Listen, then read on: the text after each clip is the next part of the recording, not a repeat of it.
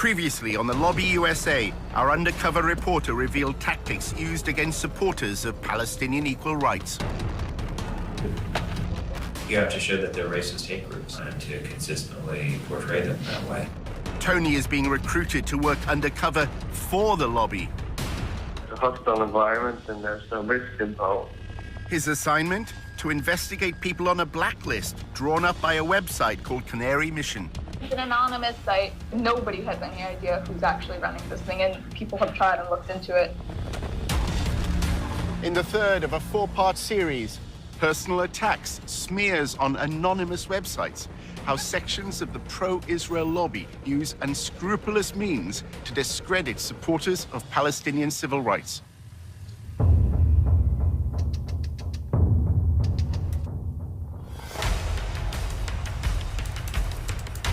Using an undercover reporter, Al Jazeera's investigative unit infiltrates one of the most powerful lobbies in the world. Getting $38 billion in security aid to Israel matters, which is what AIPAC is doing. We examine how the lobby, led by AIPAC, the American Israel Public Affairs Committee, has secured unwavering support in Congress. Congressmen don't do anything unless you pressure them. And the only way to do that is with money. What the lobby is all about is to make sure that Israel gets special treatment from the United States forever. But after occupying Palestinian lands for half a century, the pro-Israel lobby is facing a new challenge. We called for a full boycott of Israel, divesting from it, and eventually imposing sanctions on it to achieve UN-stipulated rights of the Palestinian people. A movement to boycott, divest, and impose sanctions on Israel, BDS, was formed on American campuses. It seems to be achieving its goals. It threatens future American support for Israel. We believe in justice for all people. That means the occupation has to end. Israel's Ministry of Strategic Affairs responded with a covert operation to defeat BDS. אתה צריך לעשות את זה עם הרבה מאוד עמימות. זה לא גוף צבאי היררכי שאם הרגנו את X, אז כל הגוף מתחתיו לא פועל. The Israeli government leverages Jewish organizations in the diaspora. Absolutely. It's a psychological campaign involving spying and smears. You discredit the messenger as a way of discrediting the message. Just stay on message. And what is that message? BDS is a hate movement. While our reporter monitored pro-Israel groups, he was asked to go undercover for the lobby. You're going into enemy territory. It's not for everybody.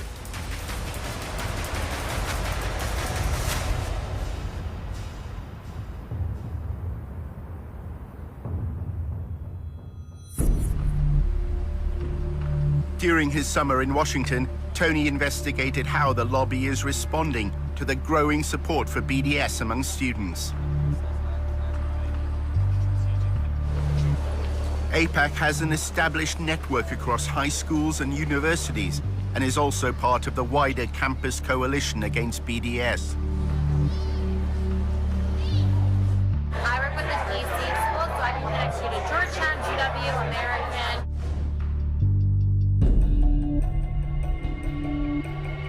I think that you would really benefit from a conversation with the Israel on Campus Coalition. They also coordinate a lot between organizations. So like AIPAC, we focus on political. We have one very specific, very effective angle for combating BDS, but the ICC pools resources from all of the campus organizations so that like they're tapped in on all angles. The Israel on Campus Coalition is a coordinating group at the front line of the battle against BDS. We built up this massive national political campaign to crush them and to fight back and to fight fire with fire.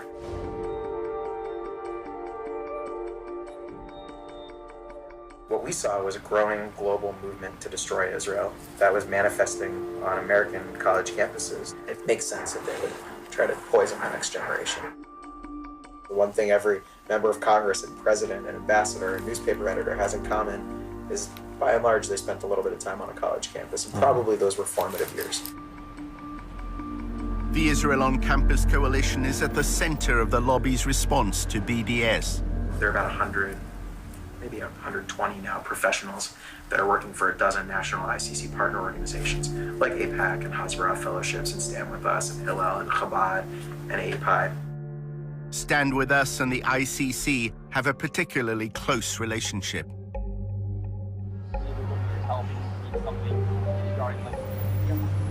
The Israel on Campus Coalition, they really oversee like the whole movement. They're sort of the ones that like have the bird's eye view.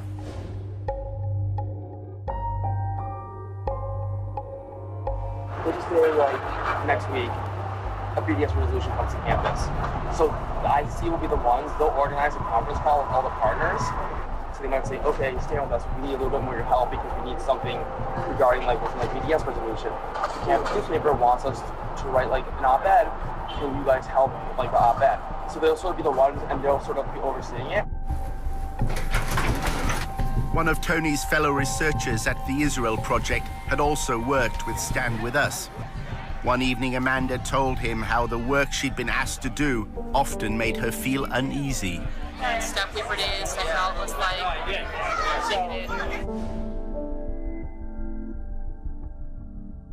it would be like pictures of Palestinian kids with a knife.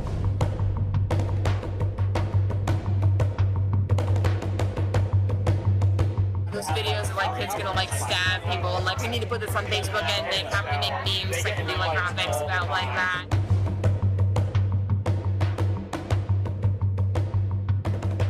It was in everything. It was in like presentations on Palestinian terrorism that we did for college students and high school students. And it was like on our Facebook pages.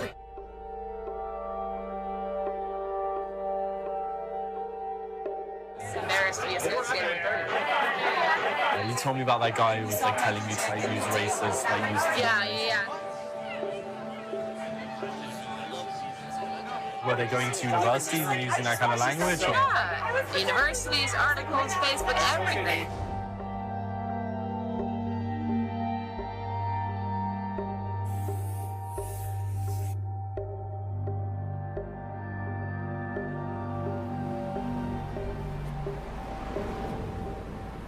At the Israel Project's offices, Amanda confided further in Tony.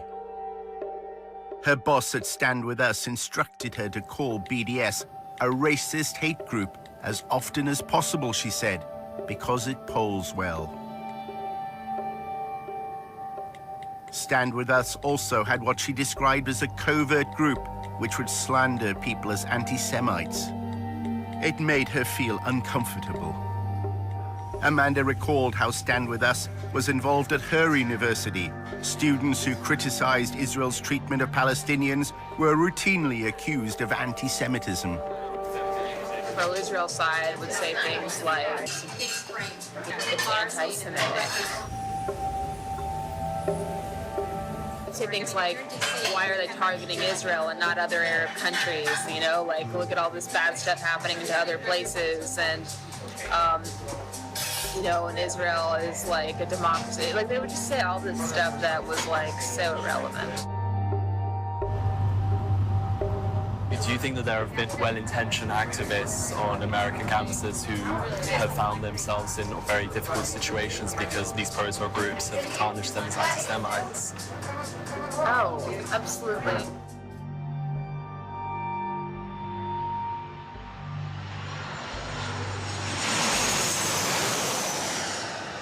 Stand With Us holds an annual conference in Los Angeles.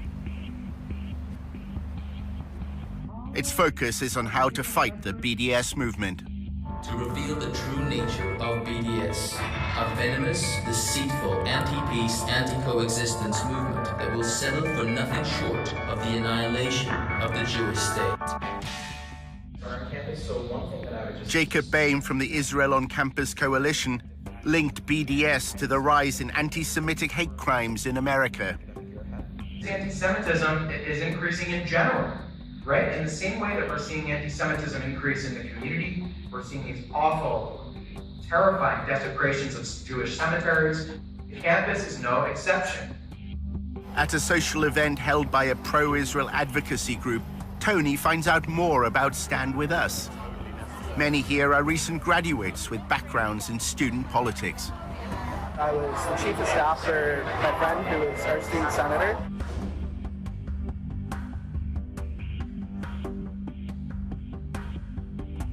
We had Stand With Us write some checks, but we didn't let them put their logo on it.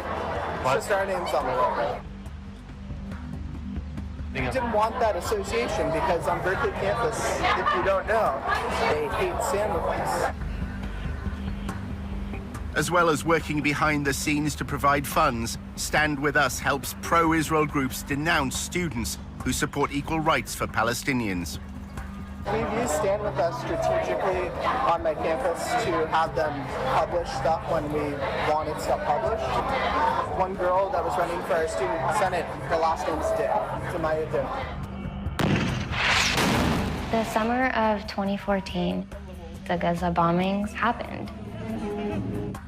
There's a lot of activity in the Bay Area, a lot of protests. You hear like, Intifada, Intifada, Intifada. So, and I asked someone, I was like, oh, what does that mean? When Samaya stood for the Student Senate at Berkeley, the Arabic word meaning uprising inspired her election slogan. My last name means faith and governance, a way of life. There was other hashtags, so it was like Din for the Win, Din Dynasty. I didn't really like them. So when I launched my campaign, it just seemed fitting to launch it with, hashtag Dintifada. She ran on the hashtag Dintifada as her Dintifada, her last name's Din, Samaya Din. And we're like, this isn't okay. Stand With Us and launched a social media assault on Samaya's campaign and her character. We had a campaign party, it was a launch party, and an hour later, I'm getting all these messages.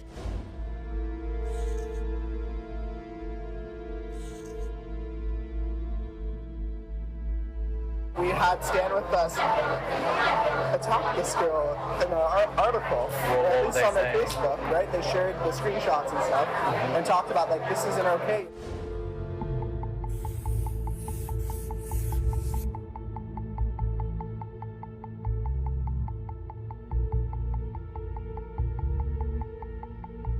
The next day, Stand With Us completely took my campaign slogan out of context. It's just an Arabic word, meaning uprising. And they redefined it to then serve their own purpose. The redefinition to me was killing of all Jews.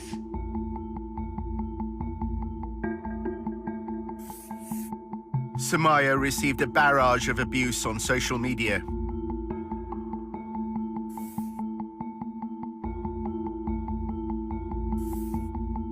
They called you a frustrated, sexually repressed woman. They said you were scum. They wanted to kick you out of the country.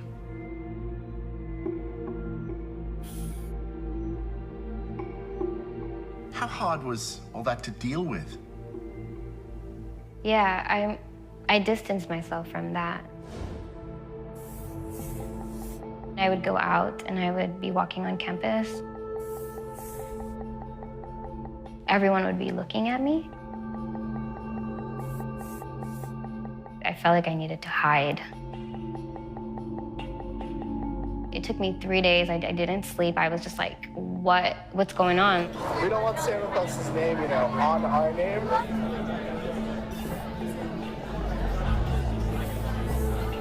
They have all sorts of followers, and some of those people are a little crazy.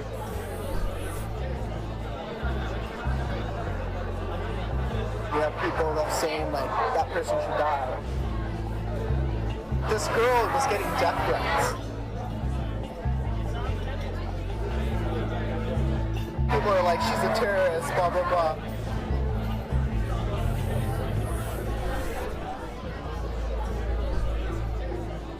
How involved are they on campus politics then?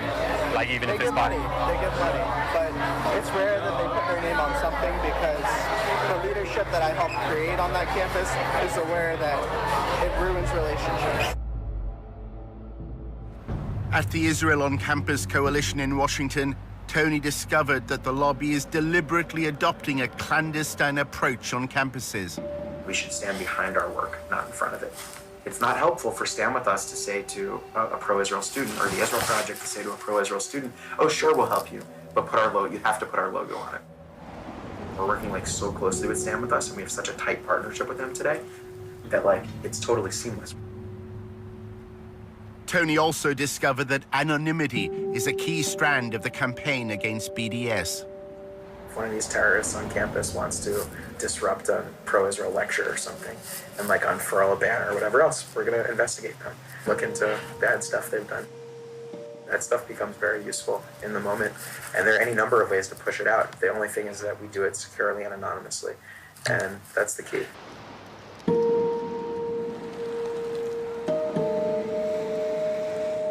It was a Sunday. I was in the kitchen. My partner was in the living room with my daughter. Came in with her laptop, and she said, "You've got to see this." Bill Mullen has been a campaigner for the BDS movement for years. His wife had been sent a link to a website containing a letter addressed to her. This letter purported to be by a former student who said that she had been sexually harassed by me, and she had found other students at Purdue who had had the same experience, and she was writing this letter to tell their story. With the anti-Israel people, what's most effective, what we found, at least in the last year, is you do the opposition research, put up some anonymous website, and then put up targeted Facebook ads. Within a very short time, within about 48 hours, we were able to establish that these multiple sites that we had found attacking me had been taken out almost at the same time, and that they were clearly the work of the same people. Every few hours, you drip out a new piece of the opposition research. It's psychological warfare. Drives them crazy. One of the accounts said that in the process of supposedly putting my hand on her, I'd invited her to a Palestine organizational meeting. And I thought, well, you're sort of putting your cards on the table there, whoever you are. We found out that a student at Purdue, who I work with, had also been targeted. A former activist with Students for Justice in Palestine agreed to speak only with her face concealed. It said that I would get drunk and go and have sex with multiple guys, and that's just a huge attack on my character and a massive lie. My parents were very upset. They immediately told me to quit my involvement with SJP. They either shut down or they spend time responding to it and investigating it, which is time they can't spend attacking Israel. That's incredibly effective. The main focus was to attack my reputation and my character, pretty much to mess with me so that I don't want to continue my involvement with SJP. It was really an attempt by people who didn't know us to think, maybe I can destroy this marriage at the very least. Maybe I can cause them horrendous personal suffering. The same letter purporting to be harassment to my wife used the name of our daughter. I think that was the worst moment. I think we thought, these people will do anything. They're capable of doing anything. Could you send me some of these websites? I'd be very curious just to see what they look like. I couldn't. You couldn't, okay. But, Canary Mission is a good example. Canary Mission is highly, highly effective to the extent that we monitor the Students for Justice in Palestine and their allies. I remember it was the morning I was getting ready for school. I was about to graduate at this point, in a pretty cheery mood, I'd say. I got a Facebook message from one of my friends. She goes, "Hey, Marcel, I don't mean to freak you out, but I think you should see this." I click on it, and then I see it's a picture of me, and it's my name, and it's a profile about me. When I saw that this was a website dedicated to taking down pro-BDS activists and painting us all as terrorists and anti-Semitic, it was chaos. It was chaos in my mind. What are people gonna think when they look at my name on Google? Are they gonna think I'm a terrorist? Are they gonna think I don't like Jewish people? And they're picking out individuals who they think are critical of Israel, and they're smearing them. And they're telling them that what's going to happen here is if you don't cease and desist from acting like this, we in the end will do much to destroy your career. A few years later, these individuals are applying for jobs within your company. Canary Mission's promotional video threatens to pass these smears on to prospective employers. Ensure that today's radicals are not tomorrow's employees. It was shattering to me because I had to look for a job, I had to start my life, and now I had this website smearing my name before I even got a chance to really make a name for myself. Somebody did contact my employer and ask for me to be fired based on my pro-Palestine activism. They said that, you know, if they continued to employ me, that their values are anti-Semitic. It can be really scary at first. I was mostly harassed via Twitter. They were tweeting me like every 2 or 3 days. They take screenshots, even way back to my Facebook pictures that don't even look like me anymore, just digging and digging through my online presence. They're terrified of Canary Mission, and it's about time. We had always been afraid of ending up on there. It was like very personal. They see us as such a threat that they have to kind of twist and turn and delve into our personal lives. As if they were trying to scare us into stopping our work. Their Twitter campaign is relentless. Every picture that I post on Facebook, it goes onto one of their websites with every tweet that I put in. Every hashtag I post on Instagram, it goes into one of their files.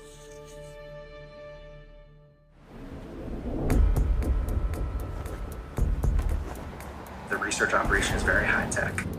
When I got here a few years ago, the budget was like $3,000. Today it's like $1.5 million or more. Probably it's like $2 million even at this point. I don't even know, it's huge. It's a massive budget. We've got major political consulting firms on retainer that are here all the time. We have our own opposition researchers.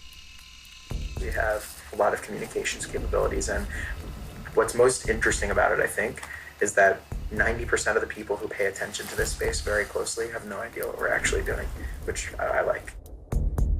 Caffeinated, yeah, I tried a beer. As he left his meeting at the ICC, Tony reflected on the way Jacob Boehm had reacted to his questions about Canary Mission. We do it securely and anonymously, and that's the key. It sounds very similar to like a Canary Mission and that kind of thing. Is that, yeah. Are you guys like in touch with them at all, or is there any kind of, no? No, Canary Mission is totally anonymous. Yes. Yeah, it's hard to figure out who's behind it. Canary Mission is highly, highly effective to the extent that we monitor the Students for Justice in Palestine and their allies. We're doing it back. I mean, not we, but there's some anonymous group. We don't know who's behind it. I would ask where they get their money from, because ultimately that tells you where the control is. In part 2, we revealed for the first time who set up and finances Canary Mission. He called a group of us to ask us what we thought. I told him actually I thought it was a bad idea, but he did it anyway. And how the pro-Israel lobby uses smears to try to change American law. Investigate us for what? For doing nothing wrong?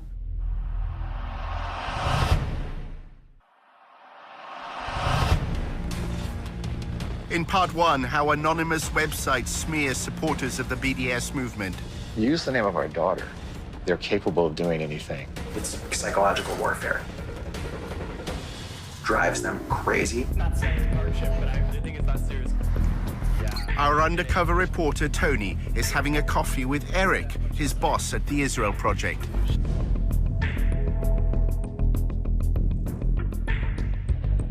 Tony wanted to find out more about Canary Mission. There's a guy named Adam Milstein who you might want to meet. He's a convicted felon. That's a bad way to describe him. He's a real estate mogul.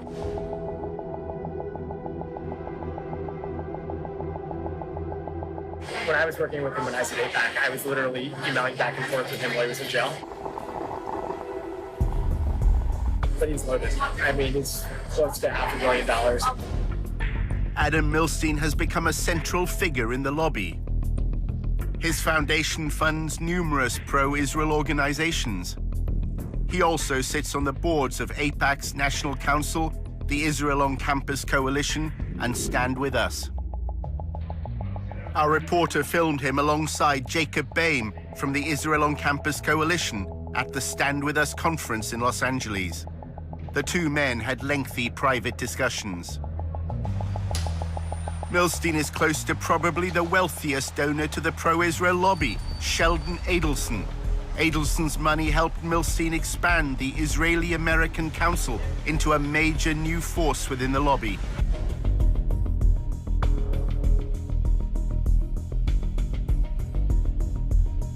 Adelson arrived at the 2016 IAC conference with Rudy Giuliani, now an advisor to President Trump. An IAC video from the conference shows Milstein and Adelson discussing their partnership. You said you see the vision and you tell us, go and do it. And we took your orders and we made it happen. And we took your money. There's somebody else around that can give you 50 million? No, there's nobody. Sheldon.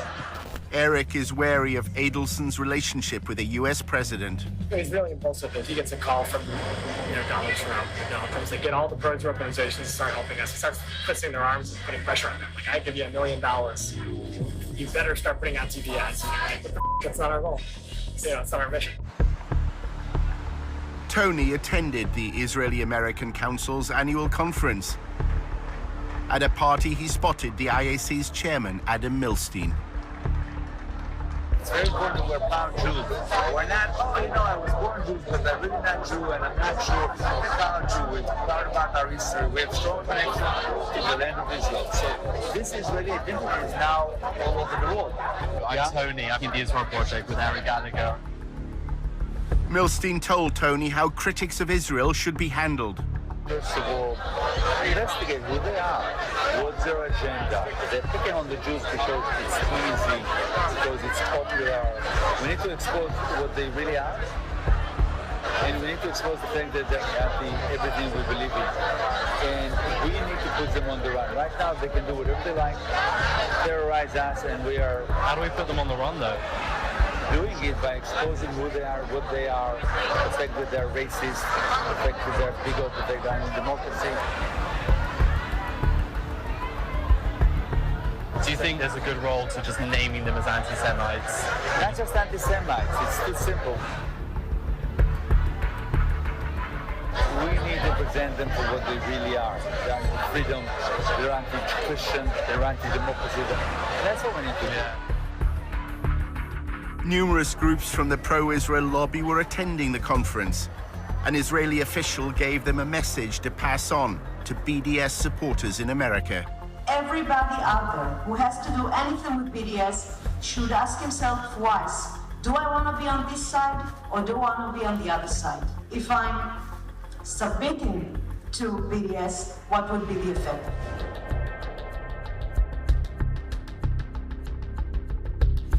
We've got the budget. We can bring things to the table that are quite different. In episode 1 of The Lobby USA, Tony discovered that the Israeli government has launched a covert campaign to gather information on American citizens. We have 3 different sub-campaigns: data gathering, working on activist organization, money trail. The Israeli official named one organization that was a partner in its covert campaign, the Foundation for Defense of Democracies, or FDD. This is something that only a country with its resources can do the best. We have FDD. We have others working on this. She names the Foundation for the Defense of Democracy as an agent for this foreign government going after American citizens. I mean, that quote is a smoking gun. Yeah. Sorry, are you Jonathan? Hey, I'm Tony. Hi. I met up with Benny Wine. Jonathan Shanzer works for the FDD. He produces research on the financing of armed groups. Yeah, I'm very interested in getting involved in BDS activity and stuff like that. Hopefully anti-BDS. If you had on tape a senior Russian or Iranian or even Canadian official saying that they were running covert operations to spy on Americans and using an organization like the Foundation for Defense of Democracies as a front group, I think it would be a bombshell. Shanzo was invited to talk at the training workshops that Tony attended. Think tanks are the folks that used to work in government, have PhDs, and decided not to become professors. In the Middle Eastern Studies field, academics have failed, and that's why people like me are considered useful, at least to some. To call it the Foundation for the Defense of Democracies is a misnomer. It's the Foundation for the Defense of Israel. When you strip away all the layers of the onion and you look at what you really have, what you have is a foundation that is dedicated to one goal, and that is defending Israel at every turn. The FDD's mission has been to associate students who support BDS through links to charities and pressure groups, ultimately to Hamas, which governs the besieged territory of Gaza. We found out that there was a coordinator who was being paid to make sure that the activists from a certain group called SJP, Students for Justice in Palestine, who was working with all the different SJP chapters around the country to make sure that they all have the same message. So we said, wait a minute, who are these people? That kind of sounds like a little bit like a network. We took a little bit of a deeper dive. We found out that there was one organization that was, in fact, the mothership. Shanza's mothership is a group called American Muslims for Palestine. Here's the remarkable thing, is that this organization has employees that used to work for Hamas charities here in the United States. Many employees, as a matter of fact. They used to work for the Holy Land Foundation. Does that name ring a bell to anyone? The Holy Land Foundation was the largest Islamic charity in the United States. In the aftermath of 9/11, the government accused it of funding terrorism. With this action, we go beyond the Al-Qaeda network to target groups whose violent actions are designed to destroy the Middle East peace process. Hamas emerged as a resistance movement, challenging Israel's occupation of Palestinian land. The United States lists it as a foreign terrorist organization. 5 members of the Holy Land Foundation were later convicted of sending money to Hamas. Almost 90% of all those Arab and Muslims that were targeted in the United States post 9/11 were targeted because of their engagement with the Palestine issue. They had nothing to do with being members of Al-Qaeda, have no relationship whatsoever to what's so-called transnational terrorism. There's been a very strong trend from Israel and its advocates since the September 11, 2001 attacks to portray Israel as part of a civilizational war where Israel is on the Western side and Israel's critics are on the side of the terrorists. According to reports in Israeli newspapers in 2008, Prime Minister Netanyahu said 9/11 had been good for Israel. The attacks had swung American public opinion in its favor. It's not surprising, one of the largest cases that we had in this country was the shutting down of the Holy Land Foundation. If you look at all those that were targeted in relations to the Palestine-Israel conflict and their engagement politically. Turns out there are 3 individuals currently working for what we'll call a mothership that used to work for the Holy Land Foundation. 3 former volunteers at the Holy Land Foundation are now involved with American Muslims for Palestine. None of these individuals has been accused of any wrongdoing in the United States. So I'm thinking, okay, terror financiers. I used to do this for a living. I used to work for the Treasury Department tracking terrorist money. I know these guys. What's going on here? We have no affiliation with any foreign organization. We don't receive money from overseas. And this mothership organization is a very small organization. But the pro-Israel advocacy class heard another message. Was that the primary driver of the BDS movement in America is all populated by people who are former Hamas charity employees. This is not a grassroots organization. This is not a grassroots movement. It is being coordinated by very bad people, and it needs to be made known. Think tanks like the FDD play an important role for Israel in the media. Their selective use of evidence is often presented as legitimate academic research. They try to educate people to understand that Israel is effectively a Western liberal democracy in the sea of terrorist states, which is the Arab world. The other goal is to intimidate and to smear people. Shanzer is invited by pro-Israel congressmen to provide evidence before subcommittees on terrorism in the Middle East. He uses them to insinuate that prominent activists for Palestinian equal rights are linked to armed groups. AMP's founder and president, Hatem Bazian, was one of two featured speakers at a 2004 fundraising dinner in California. Incidentally, the other speaker at this dinner was Mohammed Al-Mazain, who is currently in jail for his role in the Holy Land Foundation and for providing financial support to Hamas. When you enter it into the congressional record, now people are begin to think that there's some legitimacy to it. So this dumping of utter nonsense and garbage into the congressional record, into a legitimate hearing, will have an effect down the line. There's also Osama Abu Ershad. He is currently the National Coordinator and Policy Director for AMP. Mr. Abu Ershad also runs a pro-Hamas newspaper in Virginia. They made Palestine as a front on the war on terrorism. It was Al-Qaeda that attacked the United States. It wasn't Hamas or any Palestinian organization. It was Al-Qaeda. I should note here that our open source research did not indicate that AMP or any of these individuals are currently involved in illegal activity. He himself, in his testimony in Congress, he says, we have no evidence of any wrongdoing by this organization, but still you have to investigate them. So investigate us for what? For doing nothing wrong? The fact it's rubbish does not mean that people don't listen to it, right?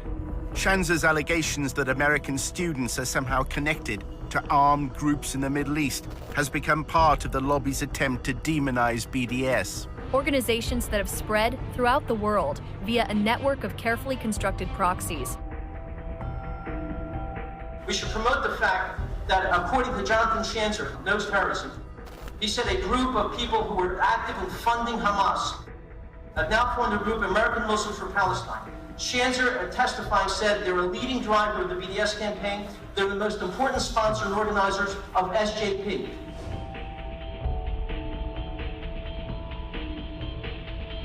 We have to make it clear in every way possible that they are being funded and trained by vicious lovers of Hamas. Hello there. Hi. Hi, everyone. How's it going? Tony spoke again to his contacts at the Allgemeine newspaper. They want him to go undercover at a rally supporting BDS. They want Tony to find a connection between the activists he's supposed to spy on and the Holy Land Foundation.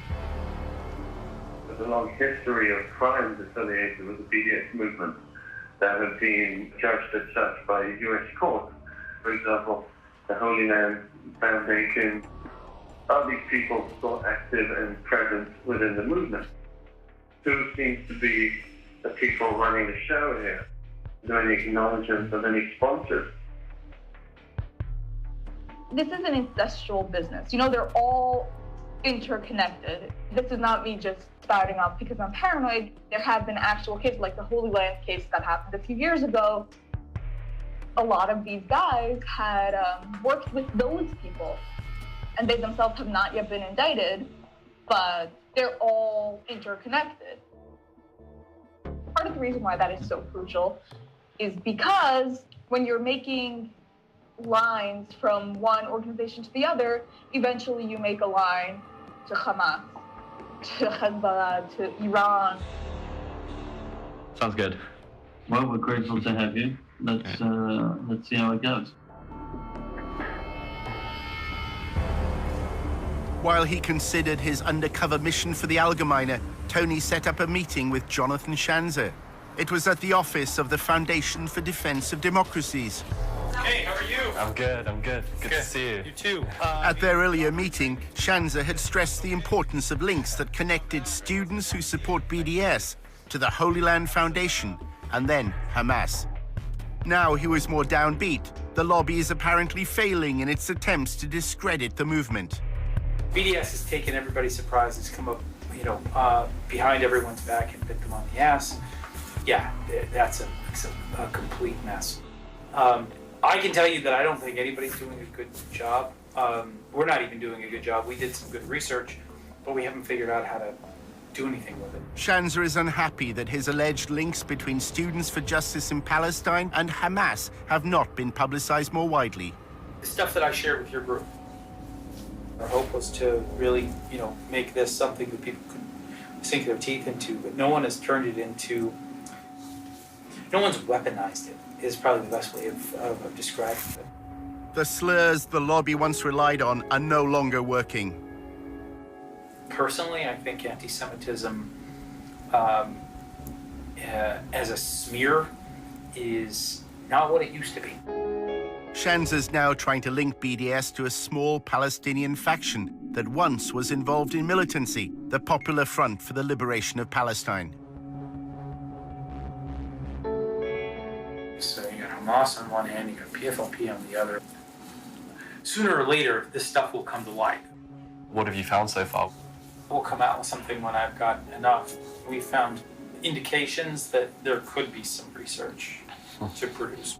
Their strategy is to fill the pipeline of as much research and information that creates what I consider to be is the civil society assassination of Arab Muslim Palestinians in such a way that they will not have an entry into the debate.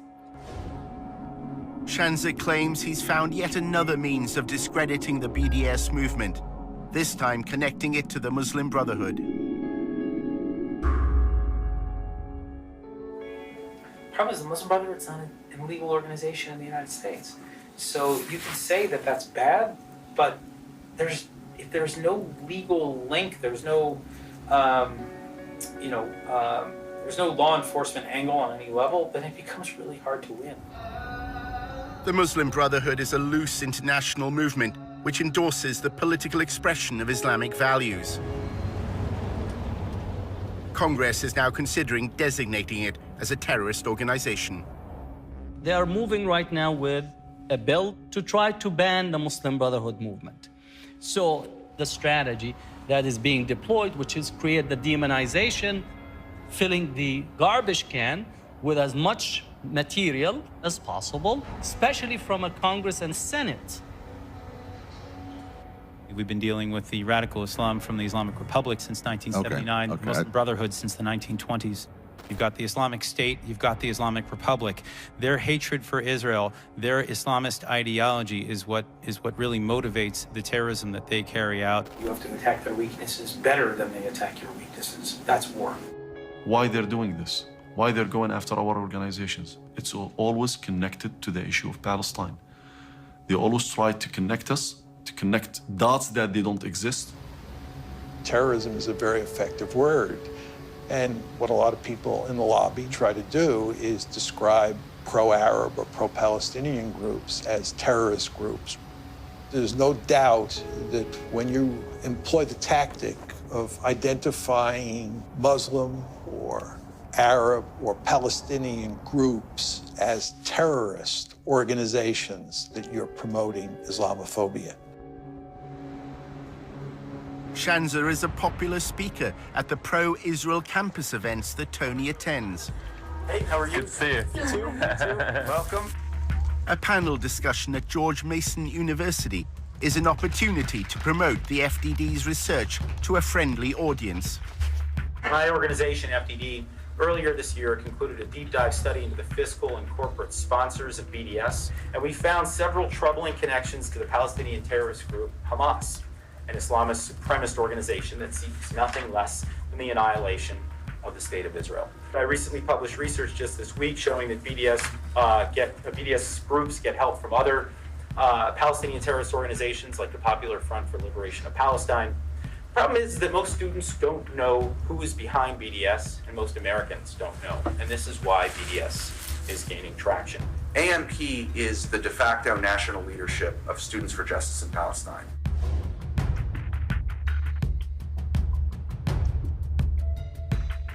There is an actual direct connection between the people who were involved in raising money for Hamas and people who are involved in BDS activism on American campuses today. Pollock claims that SJP is just a front to hide the real agenda of American Muslims for Palestine. You'll notice their name is Students for Justice in Palestine. You don't hear the word Islamic, you don't hear the word Muslim in that name, and you hear the word justice, which is kind of a buzzword on campuses today. Everyone's for justice, right? You're not for injustice. The crowd that's kind of behind the scenes is actually a very Islamic radical cause. And if you actually get like into the weeds on SJP, they've aligned with groups that are for the, not just the destruction of Israel, the destruction of America. That's a narrative that suits Israel because it takes the pressure off Israel to actually end what it's doing to Palestinians. But it's an incredibly dangerous narrative for the whole world, and I think we're all paying the price of it. Pollock even accuses Jewish supporters of BDS of being in league with Hamas. Jewish Voice for Peace, or as I call it, Jewish Voice for Hamas. It'd be like having a group called, like, you know, African Americans for Slavery. You know, it's like, it's crazy, right? A lot of the JVP people are not Jewish. They've had a real problem of like people basically pretending to be Jews because the anti-Israel activism it's a little more sexy. You're here speaking with the rabbi. I work for Jewish Voice for Peace. I mean, we're a Jewish organization. I mean, again, I think that's another kind of absurd claim. When you talk about SJP and when you talk about BDS, you talk about them as a hate group, as a movement that absolutely endorses violence against civilians, not military conflict, but violence against civilians, aka terrorism. You discredit the messenger as a way of discrediting the message. Tony's boss, Eric, was also at the event. He's old friends with Noah Pollock. I want to hire Tony at the Israel press. Tony's another troublemaker from the UK. Yeah. He's a good guy. Noah's the best. As Tony left the event with Eric, the conversation turned to smearing BDS supporters. Eric said wealthy pro-Israel donors now have the freedom to fight Israel's critics however they want. In this country, you have these billionaire types who are starting to realize, like, oh wow, I don't need to participate in the Republican or Democratic parties. I could build my own apparatus and have influence from Los Angeles or Detroit. And Al Milstein's one of those guys. And he funds the Israel Project. He does a lot of great work. Eric then made a remarkable claim when Tony asked about Canary Mission. Who are the people involved with them? It's him. Adam Milstein. Yeah, I don't know who he hired to oversee it. Adam Milstein. He's the guy who funds it. We need to expose the things that they're anti everything we believe in. We need to put them on the run. So Adam Milstein, he funds the Israel Project and he's funding the Canary Mission website. Yeah, which is interesting because it makes it seem as though we're a part of it, but we're not. Actually, I was involved with the effort to start the Name and Shame. He called a group of us to ask us what we thought. I told him actually I thought it was a bad idea, but he did it anyway. They've lost the political argument. They can now do nothing but resort to personal smears against us. They can't engage us in discussions of the occupation. They can't defend apartheid. They can't defend the bombings in Gaza, but they can try to destroy our lives. Kind of really desperate and pathetic almost, you know, going after students, trying to compromise their futures because they're trying to fight for social justice. I know a guy actually is working with Adam on all sorts of digital spying. There's a group of like anonymous people who have a very sophisticated digital strategy for exposing these people and making sure that stuff stays with them. Yeah. There's no one on their side doing it, so you don't have to worry about your reputation.